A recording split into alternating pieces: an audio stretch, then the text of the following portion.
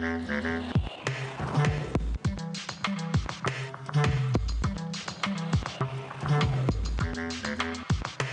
parole est à Monsieur Jean-Pierre Raffarin.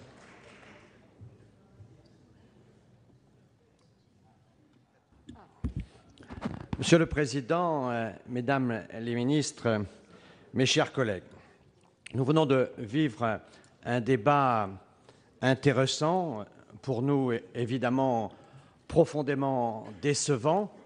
Je note pour commencer deux petites satisfactions. D'abord que, après la mise au point que nous avons faite sur le dérapage de M. Laurent, il n'y a plus dans cette Assemblée d'attaques et d'accusations sur l'homophobie.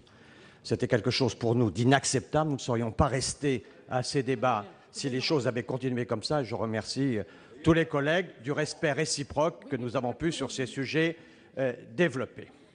Et parmi les satisfactions, un débat très symbolique et qui, au fond, résume assez bien ce débat.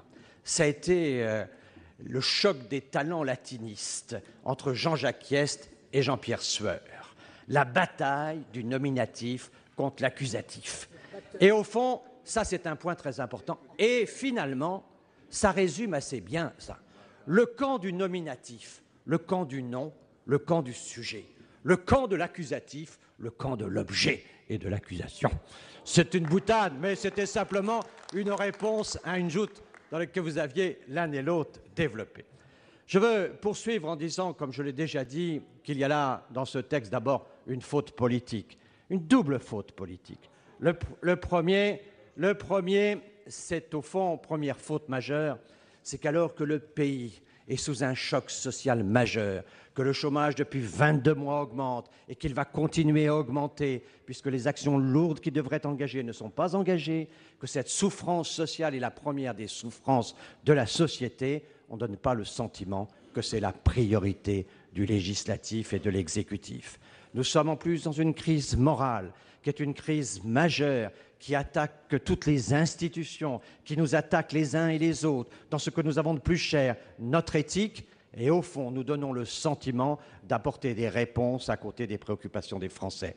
Je crois que cette faute-là, elle est lourde, elle nous sera reprochée, elle vous sera profondément reprochée. Vous ajoutez une rupture sociétale à une crise sociale et à un choc moral. Je regrette, et c'est la deuxième faute, qu'on soit poussé à côté de véritables avancées consensuelles dans notre pays. Notre histoire nous l'a montré, et j'avais pris l'exemple du voile sur l'école, notre histoire nous a montré que quand nous sommes capables d'avoir des consensus, nous sommes respectés dans la société. Mais ne croyez pas que le vote de la loi effacera la rupture que vous avez créée. Car cette rupture, ces milliers et milliers, centaines de milliers de gens qui ne comprennent pas, qui descendent dans la rue pour dire leur incompréhension du sujet, ces gens-là vont rester sur leur position. Et ce qui était au départ un choc de conscience devient un choc de conviction et crée dans la société des blocages que le vote de la loi n'effacera pas. On aurait pu avancer sur les couples homosexuels ensemble, puisque nous voulons tous, non pas seulement par compassion, disait Madame Esther Benbassa tout à l'heure, mais surtout et avant tout par respect. La compassion, d'accord, mais au-delà de la compassion, il y a ce qui est fondamental pour faire la loi, le respect. Et c'est ce respect-là qui nous aurait pu permettre d'avancer ensemble sur les couples homosexuels. C'est ce respect-là qui aurait pu nous aider à avancer ensemble, notamment sur une nouvelle pensée de l'adoption. Je vous l'ai dit, mais quand nous avons créé l'Agence nationale pour l'adoption, on a bien vu au fond, que nous étions dans une situation d'échec de l'adoption en France. On a voulu repenser une politique. Et je dois l'avouer, je dois le dire, cette politique n'est pas suffisante car les échecs n'ont pas été surmontés. L'adoption reste un échec dans notre pays. Vous avez ajouté des complexités sans régler aucun des problèmes de notre société. Je voudrais vous dire qu'il y a là, pour moi, vraiment une occasion ratée, puisqu'il y avait de la bonne volonté, on n'a pas eu le débat, vous n'avez pas choisi une méthode politique de rassemblement qui aurait pu faire en sorte, sur ces sujets majeurs de conscience, on ait une approche rassemblée.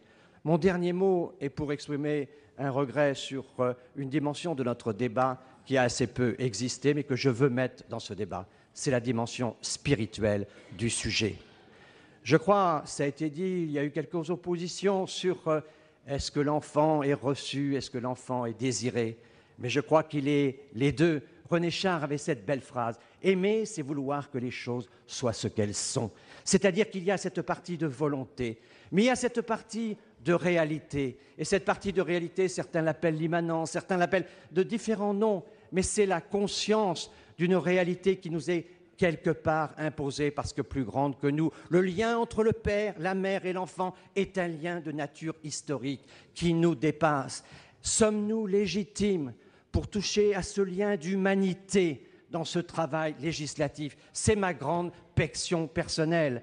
Je ne crois pas que nous soyons nécessairement légitimes pour toucher à ce lien qui est un lien d'histoire, qui est le lien de vie, qui touche à la fois à la naissance, à la création, mais aussi au dépassement. Je ne conteste pas votre ambition de paradis social. Je ne conteste pas que vous voulez améliorer la vie sociale, que la dimension sociale de la société soit très importante. Je ne le conteste pas, mais je pense à Henri de Lubac qui disait « Il y a des paradis sociaux qui sont quelquefois des enfers spirituels ». Merci.